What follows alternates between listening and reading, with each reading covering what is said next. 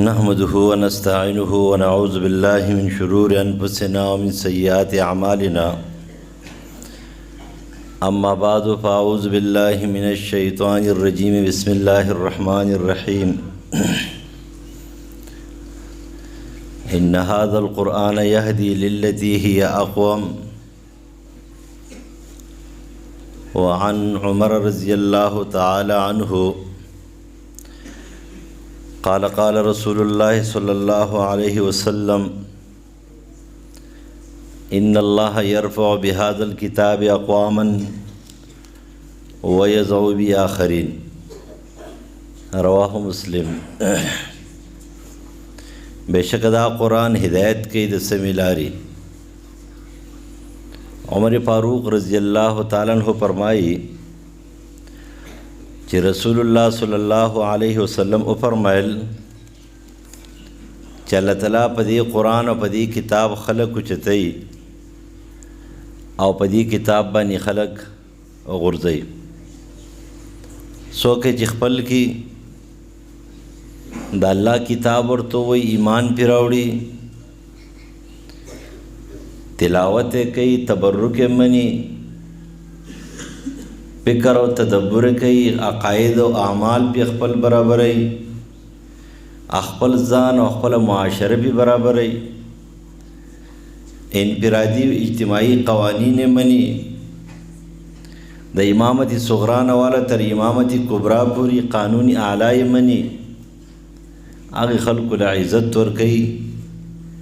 आविल क़दर और कई मख के ज़माने की इज़्ज़त और क़दर और कड़े दे और आइंदे द क़यामत तौरज़ी पूरी दावा आदर अच्छी और कई क़दर और इज़्ज़त इज़्ज़तमंदो परी दुनिया के अल्लाह ताला आग खल्क़ु त इज़्ज़त और क़दर और कड़े दे चावी खपल मज़हब और इस्लाम मानी फ़ख्र कड़े दे और पागी क़ुरबानी कड़ी दे और कम खल्क़ु ची अख़पल ज़िंदगी मुसलमानान जानता हुई लेकिन अख़पल ज़िंदगी द आगे खल्क़ु द रस्मुनो रिवाजुनो द क़वानीनो द नास्ती पास्ती बराबर जोड़ई चाहे अल्लाह ताला मग़ज़ूबुन अलैहि कौम वेले दे आगे ते वलज़्ज़ालिन गुमराहान वेले दे आओते द ज़मानी बदतर खलक वेले दे दावे शादोगान और खिंजीरान जोड़ कड़ी दी आगे पर दुनिया की जलील और रसवा कड़ी दी नन मुसलमान आगे तपाती शलो चवस दावी रिवाजुना रस्मुना दावी नास्ती पास्ती ताख़्वील आबदात रसूमात दागी मुताबिक जोड़े पदे व जबानी मुसलमान पखकत रवान दे दादा अल्लाह ताला लाख लाख शुक्र दे दा जिसे इस्लाम या सब मुसलमान या दे इस्लाम और मुसलमान स रंग स मामूली गुंदी झलक पर दुनिया की पाती रहने दार दी मदारिस पहुँचे दे कदा मदारिस न हो दा इस्लाम वक्ती खल को खर्च कर दे दा कुरान वक्ती खल को प्रेखे दे लेकिन दा पदे काल की दे खल्क़ त दुमरा अंदाज़े दे मुसलमानान तो लगी जिदासी मामूली गुंती झलक दे इस्लाम पकी हुई दुमरा पता हो तो लगी चालक सखुश्ते सो हो सकई दागी दो जिन दा वतन दा इस्लामी दुनिया दा लगा गुंती पाती देव ने दी मदारिस शुक्रिया अदा कौल पकार दी अक्सर दा रजब की शुरू की नुज़ात दी पाखल तकरीर की दगा खबर को मा खल्क़ु त खल्क़ु मा खपकी गई जान तशवई डकवई माँ पड़से गई माँ परेशानी की गई माँ खलक बराजी चंदी बगवाड़ी कला पमाजे की पिंज़ कसान पासी हो कला बलस पासी खुदा को म्याश तनु और बदले म्याश की तुम खलक तिदा बराजी नस्तासु न गुंडा टैक्स वाड़ी नम पसट पानी चर डांगे दी नम चरतर मरई ने निसी ने जान सर पुलिस रावस्ती दी हो चरतर जुमात इमाम अशनाई या दूसी या मरगरई जो ज़्यादा न ज़्यादा आगे बोले दा ऐलान कि चोर तुम मरगरे दे रागले दे तो डेर लरी न रागले दे ताउन हो सर हो गई او که د غریب هغه امام اشنا نه یا د هغه د مسلک نه جو غریب پر پیدل پاسی چې پروردګار خیر کې جماعت امام کار نشي محله کې څوک پانې سي سره ته ونه وي او اعلان بو کې سیده ساده غونتی وي چې راځي موږ چندې د پار راغلی یو دا یاد ساتئ چې دا مدارس دا د اسلام د ساتلو یو بهتري نظریه ده په دې زمانه کې په دې کې انسانان جوړیږي انسان سازی پکې کېږي په دې کې هغه افراد جوړیږي چې هغه د معاشرې بهترین افراد دي هغه د معاشرې ورانکاري نه دي هغه د معاشرې دپاره ناسور نه دی او بلکې خصوصي د وطن پاکستان دپاره خو بهترین خلق دی بهترین خلق دی دیو قرآن الله تعالی مسلمانانو ته رالیږلی دی عزت ورکوي په دې دنیا کې مونږ ته ښایي حافظ ابن کثیر نقل کوي په خپل تفسیر کې په څلورم جلد کې نقل کوي 517 صفحه باندې د دې آیات لاندې نقل کوي تاسو به اورېدلې مخکې د چانه علماؤنو به اورېدلي سعید ابن جبیر رحمه الله فرمایي په سن 68 هجری کې عبداللہ ابن عباس رضی اللہ عنہ آپ طائف کی وفات شو او چې کله وفات شو نو هغه وایي چې مونږ د هغې د تجهیز و تکفین چې کومه دی اوس یې خښه و قبر هم کنستی دی او لاش هم راوړو کفن کې دی ناګهان یو سپین مارغه راغی چې دا مارغه په دغې ماحول او په دغې علاقه باندې او په دې جزیرة العرب کې چېرته چالدلی نه دی هغه مارغه راننوتلو په دې لاش کې دې کفن کې دننه لاړ او ورک شو خو د دې کفن نه د دې آیات کریمه تلاوت شروع شو چې یا ایتها النفس المطمئنه ارجع الى ربك راضیه مرضیه فادخلی فی عبادی وادخلی جنتی اے نفسی مطمئنه خوشحاله نفسه د ایمان نه ډک نفسه د قرآن عامل نفسه چړ تلاړ شه جنت تلاړ شه الله ستانه راضي دی خوشاله شه علامہ ابن قیم رحم الله فرمایي چې دا څه وجه وه چې د عبدالله ابن عباس رضی الله تعالی عنہ د لاش ته دا یو سپین مارغه راغی فرشته ده مارغه دی بل څه دی پته نه لګي او د دې آیات کریمه تلاوت شروع شو دا ځکه د خلقو ته الله تعالی ښودله چې څوک د قرآن خدمت کوي هغه د الله اهل دی حدیث د علي رضی الله عنه کې دی چې دا اهل الله دی نو چې د قرآن خدمت کوي برای راست نو د قرآن د پاره مدرسه جوړوي د قرآن د پاره چنده کوي د قرآن د پاره منډه وي د قرآن د پاره ماشومان راغونډوي نو قرآن والا نه شو قرآن والا یوازې دا نه دی چې تلاوت کوي دام قرآن والا دی ترجمه والم قرآن والا دی تفسیر لیکي دام قرآن والا دی د قانون د پاره منډوي دام قرآن والا دی اقامت دین د پاره منډي دام قرآن والا دی خو چې دا د مدارسو د پاره د منډي وي دام قرآن والا دی دی خو سره بل شي د پاره منډه نه وي هم د قرآن د پرچار د پاره هم د قرآن د اظهار د پاره هم د قرآن د دغه خبرو د زده کولو د پاره ډېره پاره منډه وي هغه د قرآن خدمت کړو د هغې خدمت په وجه باندې په قرآن کې الله هغه ته یو مهارت ورکړو او هغه ته دا لقب صحابه ورکړی ترجمان القرآن کله چې وفات شو علامه جلال الدین سیوطي اتقان فی علوم القرآن کې نقل گئی چې کله وفات شو نو محمد ابن حنفیه رحمه الله فرمایل چې ما تحبر هذه الامه نن د دې امت یو عظیم ملا یو عظیم ماهر په قرآن کې عالم دین هغه نن وفات شو الله ورته قدر ورکړ دنیا کې ولې عزت ورکړ تاسو ته پته راځي خلقو ته وښودله چې د قرآن خدمت کې نه الله تعالی چې کوم دی نو داسې چل ورسره کوي چې نبی علیہ السلام خو د صحابو ډیر مبارک خوشخبری ورکړې و د جنت 10 مبشره نور صحابه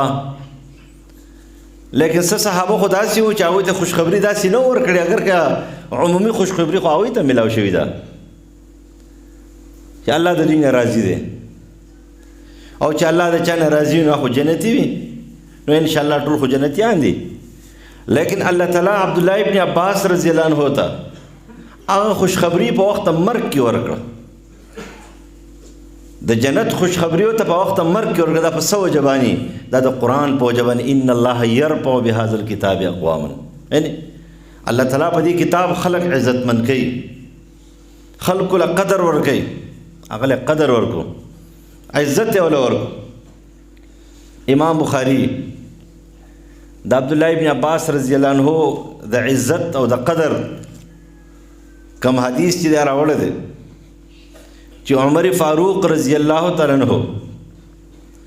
په دور خلافت کې هغه به خپل خواته چې څوک کېنولو که نه به څوک څوک چې څوک خواته کېنی که نه څوک په څه کې څه مهارت یې پکې برنا هغه څوک چا سره مینه نه کوي. دا خلک وایي که نه برنا هغه مینې نه کېږي. یعقوب علیه السلام د یوسف علیه السلام سره مینه کوله څه یې پکې لیدلي وو چې د ده نه به انشاءالله پیغمبر جوړېږي،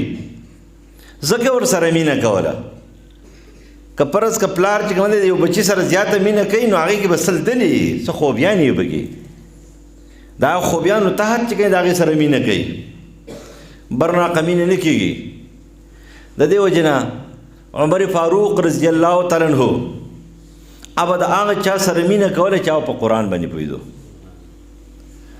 قرآن والا سره مینه کوله. امام قرطبی نقل کوي نور مفسرین حضرات یو وارې یو زنانه راله شکایت یې وکړو، د قصه مختصر کوم د خاوند په باره کې شکایت وکړو، رپورټ یې وکړو، لیکن رپورټ یې باادبه رپورټ و، شکایت کوي خو شکایت په داسې انداز کوي چې هغه بې ادبه نه دی. نو شکایت یې وکړو عمر فاروق رضی الله عنه چې زما خاوند ډېر ښه سړی دی، ټوله شپه منځونه کوي او دا خپلې بسترې نه چې کوم دی نو د مونځ ځای جوړ کړی، مسله یې جوړه کړې ده او ټوله ورځ روژه. نو عمر فاروق رضی الله عنه بل خبره کې مشغوله دی، نو هغه ورته ویل نو بیا خو ښه سړی دی. نو دوباره بیا چې کوم دی لږ ساعت بعد هغه ښځې بیا خپله خبره وکړه. نو عمر رضی الله عنه ته فرمایي چې بیا خو ښه سړی دی ستا خاوند. او چې بری درېیم ځل خبره وکړه نو خواته یو کس ناست دی، نا ورته وایي چې جناب امیر المؤمنین دا ښځه راغلې ده په خاوند باندې رپورټ کوي او دا وایي چې زما خاوند چې کوم دی زما حقوق نه پوره کوي، خو رپورټ چې کوي نو ډېر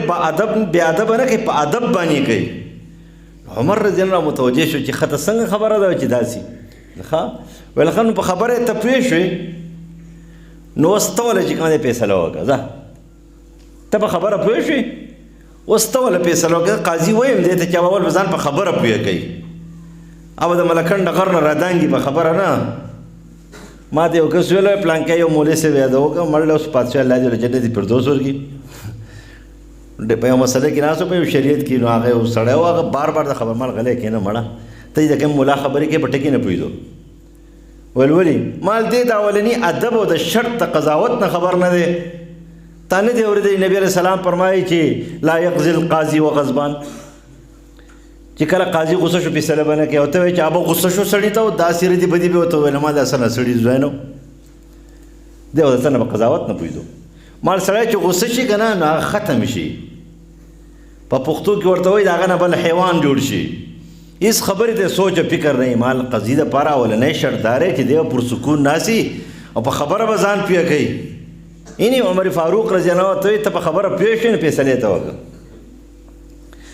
نو هغه ورته ویل چې ټیک فیصله یې وله وکړه، فیصله یې وله وکړه چې یوه شپه او یوه ورځ چې کومې ستا ده او 3 شپې او 3 ورځې د دې سړي شوې. 3 ورځې به دا روژه نیسي او 3 شپې به ټوله شپه بندګي کوي، خو یو ورځ چې کومه دا به روژه نه نیسي او یو شپه چې کومه دی نو دا به عام معمول سره عبادت کوي خو ټوله شپه به نه کوي. نو عمر فاروق رضی حیران شو ته چې دې سړي دا فیصله څنګه وکړه.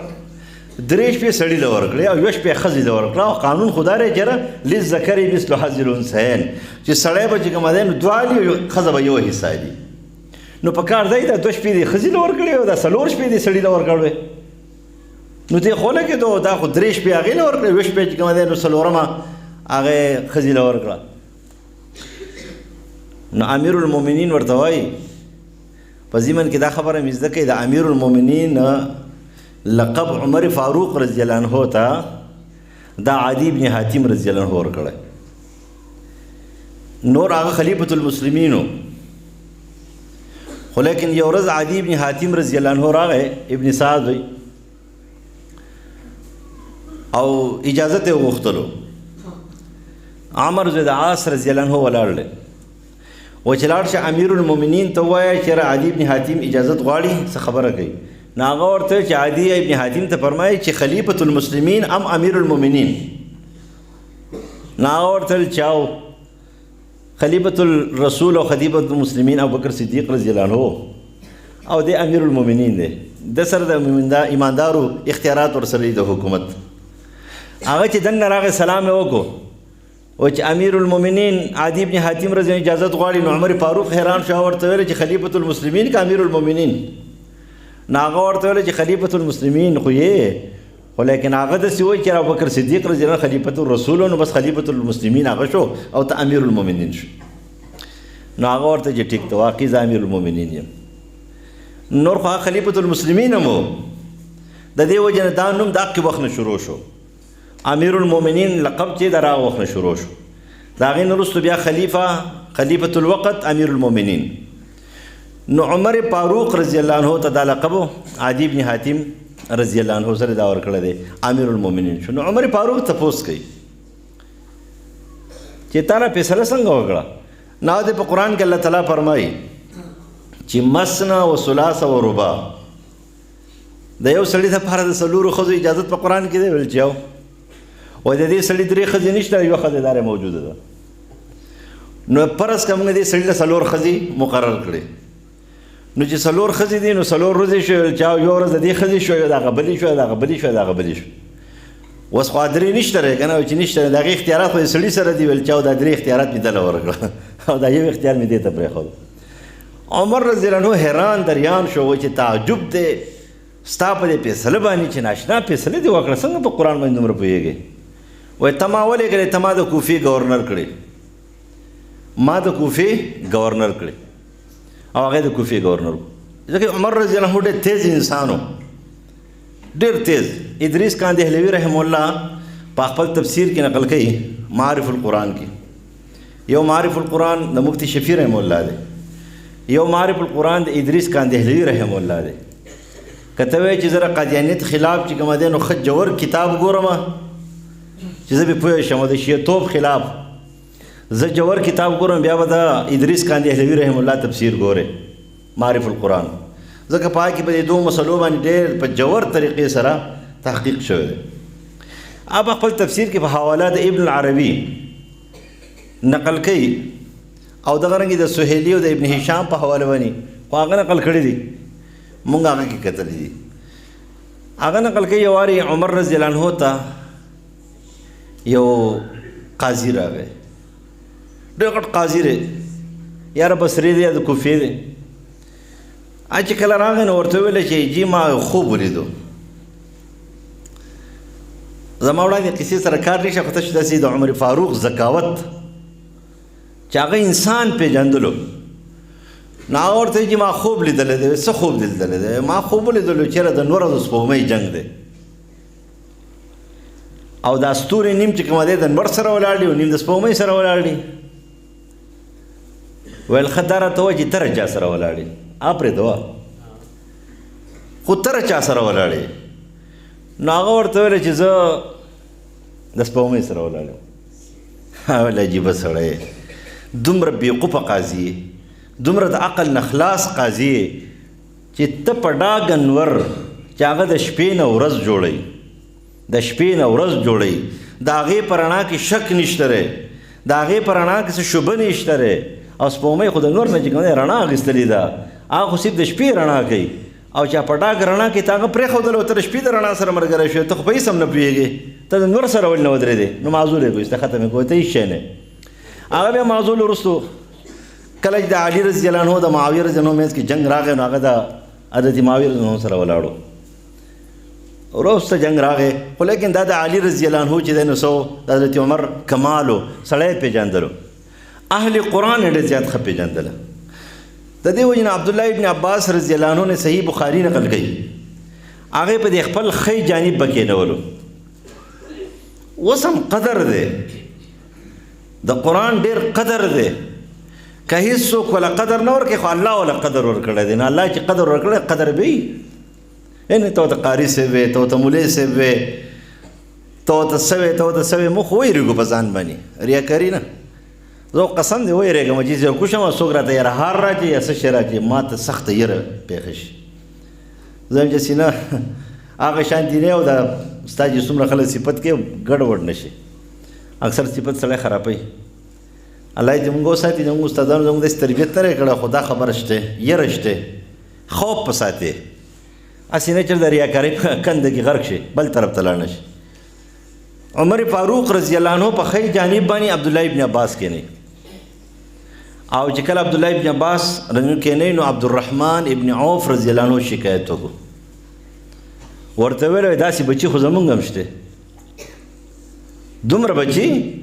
چې 14 کاله عمر دی او 6 میاشتې عمر دی، 14 کاله او 6 میاشتې 1 میاشتې عمر د عبدالله ابن عباس رضی الله عنه. ته په دې ښی جانب باندې کېنې او د عمر فاروق سره، د عمر فاروق سره وزیر اعظم سره چې خبرې نه ورځي، ستا د چیف جسټس سره نه چې خبرې نه ورځي، ستا د افسر سره نه چې هغې له خبرې نه ورځي، د هغې انسان خواته کېنې چې ابلیس دې تښتي، د هغې انسان خواته کېنې چې هغې نه یهودي عیسایي تښتي، د هغې مخې ته یهودي عیسایي خبرې نه شي کولی. بیت المقدس چې کله فتح شو د صحیح روایت مطابق 18 هجري ده، په 18 هجري کې چې کله بیت المقدس فتح شو او عمر فاروق رضی الله عنه په خپلو سیرو جامو کې لاړ، چې په کپړو کې د ابن سعد د قول مطابق 40 ټوکړې لګېدلې دي، 2 ټوکړې پکې د چمړې لګېدلې دي. هغه امیر المؤمنین د 54% دنیا د 53% دنیا حکمران چې کله بیت المقدس کې تقریر وکړو بهر ته راوتلو، نو د قسطنطنیې نه پادري اعظم ځان ته غټ پادري عیسایي، د عیسایانو کمانډر ان چیف ملا ځان ته وایي، راهب او ملنګ ځان ته وایي، صلیب ورسره دی راغی چې عیسایانو به مخې ته خبرې نه شوی کولی، او چې د عمر رضی الله عنه مخې له راغی که نه نو ښکته یې کتل او پورته نه شو کتلی، او ویل زما دې قسم چې په ټولې دنیا هم دا حکومت کولی شي. او د خولې نه بې اختیاره دا خبره ووتله چې که د محمد مصطفی صلی الله علیه وسلم نه وروسته پیغمبر راتلی نو دی به وی، یعنې خاتم النبیین یې ومنو، دا یې د خولې نه بې اختیاره ووتل. هغه انسان په خوا کې ناسته کول هېڅ اسان کار نه و، ډېر ګران کار و. صحیح بخاري حدیث ته یو ځل راننوتلو، نبی علیه السلام ناست دی، ابوبکر صدیق رضی الله عنه ناست دی، یو ښځې منښته کړې وه چې زه به د نبی علیه السلام کله راشي که نه زه به د تمبل نه یو 2 ګزار وباسم. نبی علیه السلام ویل چې بس ګونګري پکې نشته دی او شړل بډل اواز دی، د تمبل نه وباسه، هسې نه د جایز نه ناجایز جوړ کړې، ځکه د جایز نه به ناجایز نه جوړې. په دې کې عمر فاروق رضی الله عنه راغی، او چې کله راغی نو ښځه پاڅېدله او زر چې کوم دی نو په هغې تمبل له پاسه کېناستله. نبی صلی الله علیه وسلم هم مسکی دی، خاندي، ابوبکر صدیق هم خاندي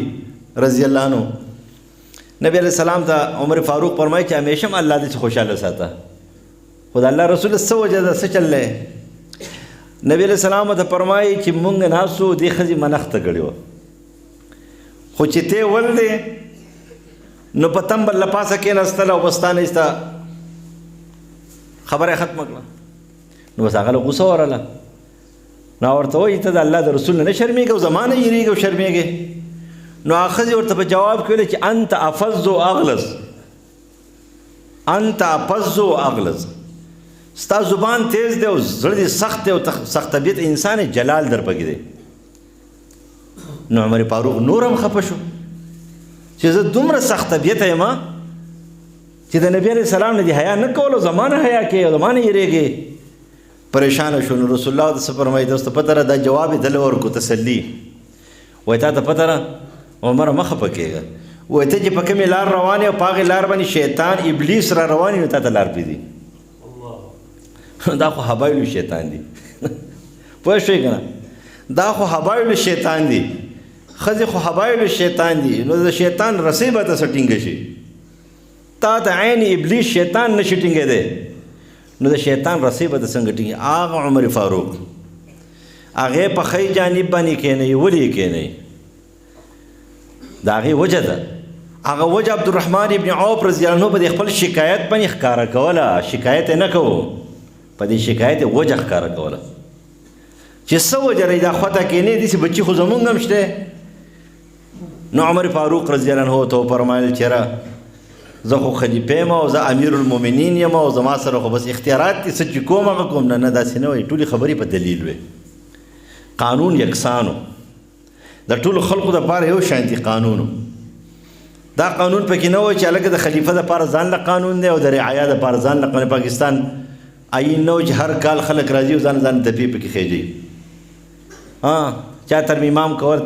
کول هغه هم د دنیا نه لاړو هغه مشرف هم مړ شو لاړو او چې چا ترمیمات نه کول هغه هم د دنیا نه لاړه هغه ترمیم وکړه چې هغه د عقیدې ترمیم دی هغه د عمل ترمیم دی چې خپل شرک تی په توحید بدل کا خپل منافقت تی په اخلاص بدل کا او خپل بدعت تی په سنت بدل کا او مخلص مسلمان شه په دې کې ترمیم وکړه په خپلو خواهشاتو کې ترمیم وکړه په خپل انفرادي زندگی کې چې کوم ګناهونه دي په هغې کې ترمیم وکړه تا خپل عقیده چې کومه دی نو هغه نه برابرې او د خپل دنیا د اغراض دپاره ترمیمات کوي نو بس پته به لګي نه قبر دی بس نور څوک نشته دی نه پارټي شته نه پیتې شته نه عهده شته نه وردي شته هېڅ هم نشته دی او په کفن کې به ځي والته په قبر کې به پروت دي او فرشتې به راځي اوس به ورته وایي چې مر ربک دا به ورته نه وایي چې ته چیف اف آرمی سټاف وې ته صدر پاکستان وې تا ته دومره امتیازات ملاو دي دا نه مر ربک تا خپل رب پېژندلی خپل خالق خپل رازق خپل مالک خپل حاکم دا دې پېژندلی تا خپل رسول الله پېژندلی که نه د مرګه پورې چې کومه دی نه تا خپل رسول الله نه دی پېژندلی د هغه سنت دې نه دي پېژندلی تا خپل اسلام نظام زندگی پېژندلی وه تا خپل قرآن پېژندلی و چې دا درې واړه خبرې دې پکې زده کړې اوس د دې تپوسونه به کېږي وړاندې نور تپوسونه نه کېږي دغه څلور تپوسونه کېږي دا خبرې جواب هم ورکړي نو ورته وایي چې دا په څه کې زده کړي دی په قرآن کې نو عمر فاروق رضی الله عنه تپوس وکړو چې د صورت نصر څه ترجمه ده خلاصې څه ده نچوړې سره هر چا خپله خبره وکړه عمر فاروق رضی الله عنه عبدالله ابن عباس رضی الله عنه ته فرمایي د صورت نصر څه مطلب دی نو هغه ورته وایي چې اجل رسول الله صلی الله علیه وسلم دا د رسول الله نیټه ده دا نبی علیه السلام ته چټۍ میلاو شوه د انتقال د دنیا نه آخرت دې کې د رسول الله د انتقال چټۍ ده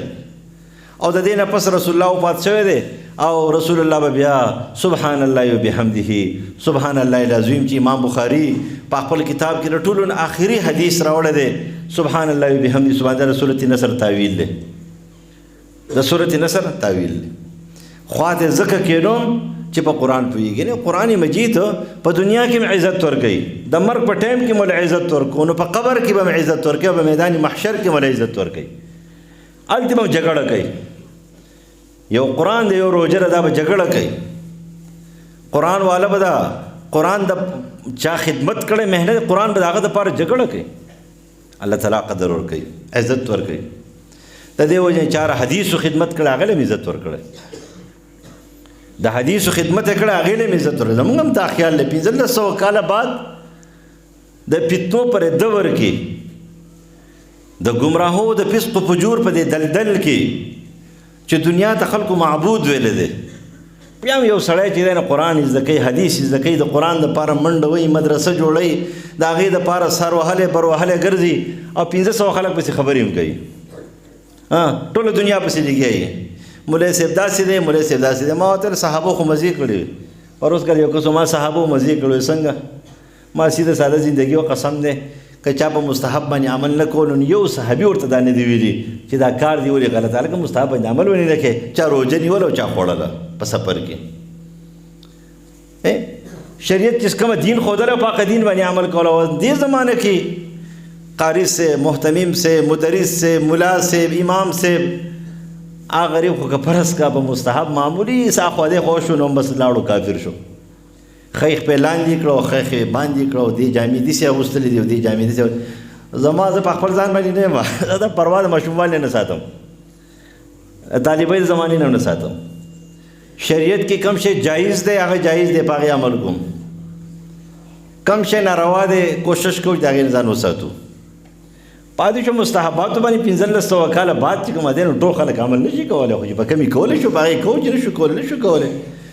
خو لیکن خبر هم دا چې په دې فتنې پرې دور کې یو سړی د قرآن خدمت کې انشاءالله انشاءالله الله تعالی به دله جنت ورکوي. دا ډېر ګران کار دی دا ډېر لویه مجاهده ده. الله وله قدر ورکوي. چا را حدیثو خدمت کړی دی هغې له هم قدر ورکړی دی چې څوک سره تعاون کوي څوک سره مینه کوي څوک سره محبت کوي څوک یې دفاع کوي انشاءالله هغه به سره ملګري. هغه خلک هم د هغوی ملګري دي چې کوم خلک دي دفاع کوي کوم تعاون کوي که دا اجتماعي شکل کې کوي که انفرادي شکل کې کوي. امام بخاري د حدیثو خدمت کولو دې خلکو ته الله قدر ورکوي ډېر قدر ورله ورکوي. امام بخاري رحم الله د حدیثو خدمت کړی ډېر لوی حدیث یاد کړی دی لوی خدمت یې کړی دی. په لکاو سندونه ورته یادو 22,000 متون ورته یادو. صحیح کتاب یې لیکلی دی بخاري اصح الکتب بعد کتاب الله صحیح البخاري. خو زندګي ټول امتحان امتحان. هغه هم چې د دنیا نه کله لاړ وفات کېدلو نو د قبر نه د مشکو خوشبويي ختله. الله تعالی دې خلکو ته وښودله چې کم خلک د حدیثو خدمت کوي کم خلک حدیثو دپاره قرباني کوي. څنګه چې رسول الله فرمایلی دي نو په آخرت کې خو دغه زندګي ده او په دنیا کې هم الله تعالی خلکو ته ښیي. نبی علیہ السلام فرمایي د عبدالله بن مسعود رضی الله عنه حدیث دی په کتاب العلم کې ترمذی نور کتابونو کې وګورئ. نبی علیہ السلام فرمایي چې چا زما حدیث واورېدلو نظر الله عمران سمع منا شیئا هغه سړی دی الله تر تازه کې زما یو حدیث واورېدلو هغه یې زده کو په دماغ کې ول زګي ورکو څنګه چې یاد کړی دغه شان دی بل ته ورسولو دا سړی دی الله تر تازه کې. او چې پیغمبر دی سړی په باره کې وایي چې الله دې دا تر تازه کې نو خامخا به تر تازه کېږي انشاءالله. په آخرت کې هم تر تازه او په دنیا کې هم الله تعالی خلکو ته ښیي چې امام بخاري د حدیثو خدمت وکړو الله تر تازه کو تر تازه چې کله خښ شو که نه نو د قبر نه د مشکو خوشبويي ختله د قبر نه د مشکو خوشبويي ختله. یو راوي دی هغه وایي زه د هغه شاګرد دی چې په وخت کې زه موجود وم غالب زوی د جبرائیل هغه په سوانح عمري د امام بخاري کې نقل کوي چې زه په هغه ټایم کې موجود وم چې د امام بخاري مونږ خښ کو که نه د قبر نه د مشکو خوشبويي شروع شو او بیا خلکو